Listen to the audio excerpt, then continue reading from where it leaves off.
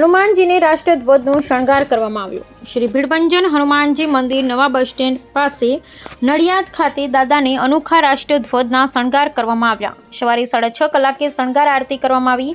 સુખડીનો ભોગ ધરવામાં આવ્યો। દાદાને મલિંદો જમાડવામાં આવ્યો। પ્રજાસત્તાક દિનની ઉજવણીના પર્વે દાદાને રાષ્ટ્રધ્વજ દાદાના કપડા ઉપર લગાવવામાં આવ્યો તથા દાદાના ગર્ભગૃહને રાષ્ટ્રધ્વજના કલરના અલગ અલગ વસ્તુથી શણગાર કરવામાં આવ્યા। આ મંદિર 141 વર્ષ જૂનું મંદિર છે। દર શનિવારે અલગ અલગ પ્રકારના દાદાની શણગાર કરવામાં આવે છે।